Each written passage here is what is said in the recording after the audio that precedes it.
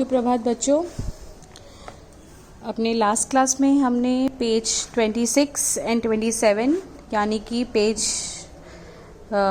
26 का 3 और 4 का आधा हमने पढ़ा था। तो आज हम पेज 28 से पढ़ना स्टार्ट करेंगे, लेकिन 28 से पढ़ने स्टार्ट करने से पहले कुछ यहाँ की बातें को एक बार दोहरा लेते हैं। लास्ट में क्या हुआ था, मिठाई वाला जब निकट आ गया था बोला, कितना मिठाई दूँ माँ, ये नए तरह की मिठाइयाँ हैं, रंग बिरंगी, कुछ कुछ खट्टी कुछ कुछ मीठी, जायकेदार यानी कि बहुत ही स्वाद, बड़ी देर तक मुंह में टिकती है, जल्दी नहीं घुलती, बच्चे बड़े चाव से चूसते हैं, इन गुड़ों के सिवाय ये खांसी भी दूर करती है, कितने दूँ, चपटी गोल पहलदार गोलियां हैं, पैसे की 16 देता हूँ। ठीक है, तो इसके बाद हम देखते हैं क्या हुआ। दादी बोली, दादी क्या कहती है, दादी बोली 16 तो बहुत कम होती है, भला 25 तो देते थे। मिठाई वाला, नहीं दीदी, अधिक नहीं दे सकता, इतना भी देता हूँ यह, अब मैं तुम्हें क्या, खैर मैं अधिक ना दे सकूँगा। जब दादी उसे कहती है कि 16 तो बहुत कम होती है, 25 दो, तो वह कहता है कि नहीं दीदी, अधिक नहीं दे सकता, यानी कि बहुत नहीं दे सकता, इतना भी अगर देता हूँ तो वो मैं ही जानता हूँ, खैर मैं आपको बता देता हूँ कि मैं अधिक नहीं दे सकूँगा। रोहिणी दादी के पास ही थी, बोली, दादी फिर भी काफ़ी सस्ता दे रहा है, 4 पैसे की ले लो, यह पैसे रहे। मिठाई वाला मिठाइयाँ गिनने लगा, तो 4 की दे दे, 2, अच्छा 25 नहीं सही, 20 ही दे दो, 20 ही दो। अरे हाँ, मैं बूढ़ी हुई, मोल भाव अब मुझे ज़्यादा करना आता भी नहीं। वो कहती है रोहिणी की बच्चों की दादी कहती है कि ठीक है, आप 25 नहीं दे सकते तो कम से कम 4 पैसे के 2 में 20 तो दो, मैं बूढ़ी हूँ, ज़्यादा मोल भाव नहीं कर सकती। कहते हुए दादी के पोपले मुंह से ज़रा सा मुस्कुराहट फूट निकली। ठीक है, क्या हुआ, उसके मुंह से मुस्कुराहट निकल गई जब उसने ये कहा। रोहिणी ने दादी से कहा, दादी इससे पूछो, तुम इस शहर में और कभी भी आए थे या पहली बार आए हो? यहाँ के निवासी तो तुम ही नहीं, तो वो यहाँ के निवासी तो तुम ही नहीं। वो बोलती है, रोहिणी कहती है कि दादी से कहती है कि दादी इससे पूछो कि क्या पहले भी वो यहाँ पे आया है, कि पहले भी इस शहर में कभी आया है, कि कहीं वो यहाँ कहीं निवासी तो नहीं है, निवासी यानी कि कहीं वो यहीं का रहने वाला तो नहीं है। दादी ने इस कथन को दोहराने की चेष्टा की थी कि मिठाई वाले ने उत्तर दिया, पहली बार नहीं, और भी कई बार आ चुका हूँ। कहता है कि नहीं, दादी ने पूछा ही नहीं, लेकिन उसके पहले ही मिठाई वाले ने उत्तर दे दिया कि नहीं, और भी बार आ चुका हूँ। रोहिणी चीख की आड़ से बोली, पहले यही मिठाई बेचते हुए आए थे और या कोई चीज़ लेकर? तो वो कहती है कि अगर यही पहले, क्या यही मिठाई बेचते हुए आए थे कि कोई और चीज़ लेकर? मिठाई वाला हर्ष, संशय और विस्मयादि भावों से डूबकर बोला, इससे पहले मुरली लेकर आया था और उससे भी पहले खिलौने लेकर। वो कहता है, नहीं, मैं इससे पहले तो मुरली लेकर आया था और मुरली के पहले भी मैं खिलौने लेकर आया था। मिठाई वाला बोलता है, रोहिणी का अनुमान ठीक निकला।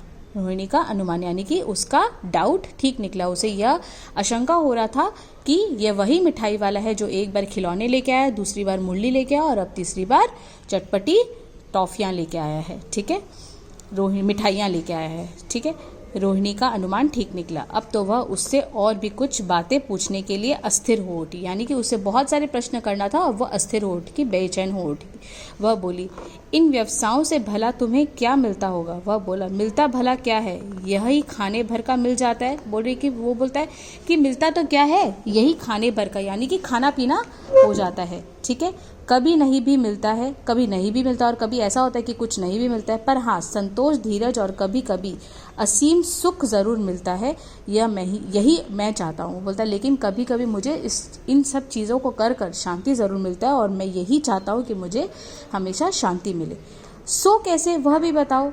अब व्यर्थ उन बातों को क्यों चर्चा करूं, उन्हें आप जाने ही दे। बोलता है, व्यर्थ की बातों का क्या चर्चा करूं, आप इन्हें जाने दें, उन्हें आप जाने दें, उन बातों को सुनकर आपको दुखी होगा। वो बोलता है, अगर आप उन बातों को सुनेंगे जिन पर आप चर्चा करने कह रही हैं, तो उन बातों को सुनकर आपको दुखी होगा।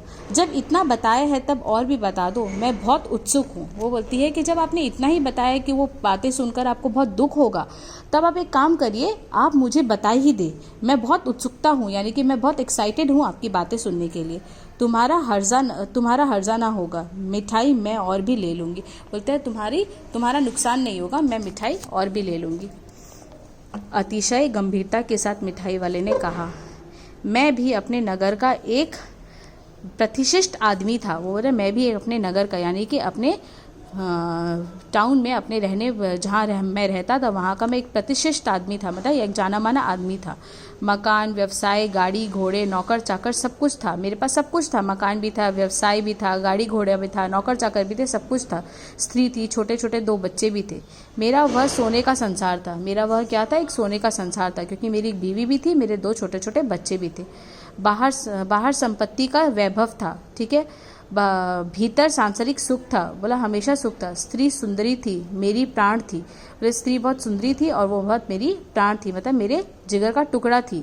बच्चे ऐसे सुंदर थे जैसे सोने के सजीव खिलौने। बोले बच्चे इतने सुंदर थे कि एक खिलौने के जैसे सजा हुआ खिलौना। उनकी अटखेलियां के मारे घर में कोलाहल मचा रहता था। बोला उनकी खेल कूद की वजह से घर में हमेशा शोर मचा हुआ रहता था। समय के गीत, विधाता की लीला, अब कोई नहीं है। दादी प्राण निकाले नहीं निकले, इसलिए अपने उन बच्चों की खोज में निकला हूँ। वे सब अंत में होंगे तो यही कही, ठीक है। क्या दादी क्या किया? दादी ने क्या किया? वो कहता है अब कोई नहीं है। विधाता की लीला है कि अब कोई भी नहीं है। दादी प्राण निकाले नहीं निकले, दादी का प्राण जैसे निकल गया ये सब बातें सुनकर, इसलिए अपने उन बच्चों की खोज में निकला हूँ। वे सब अंत में होंगे तो यहीं कहीं। बोला अगर वह होंगे तो यहीं कहीं होंगे, आखिर कहीं ना जन्मे ही होंगे। उस तरह रहता घुल घुल कर मरता। बोला कहीं तो वो रहते होंगे, इसी तरह घुल घुल कर वह मरता। इस तरह सुख संतोष के साथ मरूंगा। इस तरह के जीवन में कभी कभी अपने उन बच्चों की एक झलक सी मिल जाती है। ऐसा जान पड़ता है जैसे वे इन्हीं में उछल उछल कर हंस खेल रहे हैं। पैसे की कभी थोड़ी ही, आपकी दया से पैसे तो काफ़ी हैं, जो नहीं है इस तरह उसी का पा जाता हूँ। रोहिणी ने जब मिठाई वाले की ओर देखा, उसकी आंखें आंसुओं से तर गई। इस समय चुन्नू मुन्नू आ गए। रोहिणी से लिपट कर उसका आंचल पकड़ कर बोले, अम्मा मिठाई मुझसे लो। यह कहकर तत्काल कागज की 2 पूड़ियाँ मिठाई से भरी मिठाई वाले ने चुन्नू मुन्नू को दे दी। रोहिणी ने भीतर से पैसे फेंक दिए। रोहिणी ने क्या किया? भीतर से पैसे फेंक दिए और मिठाई वाले ने पेटी उठाई और कहा, अब इस बार ये पैसा न लूँगा। दादी बोली, अरे अरे न अपने पैसे लिए जा भाई।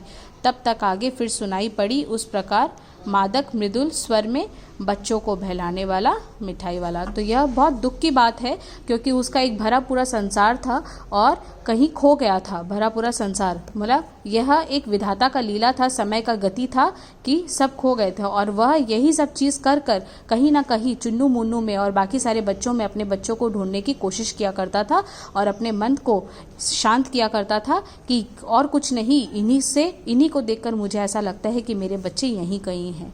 तो बच्चों, इस तरह ये कहानी लिखने वाले कवि का नाम है भगवती प्रसाद वाजपेयी, ठीक है। और इस तरह हम यह मिठाई वाला चैप्टर को आज यहाँ पे समाप्त करते हैं, ठीक है।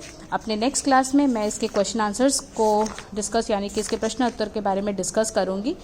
आपसे उम्मीद करती हूँ कि आप इस वीडियो को अच्छे तरीके से देखें और इस पार्ट को समझने की कोशिश करें। Thank you, have a great day.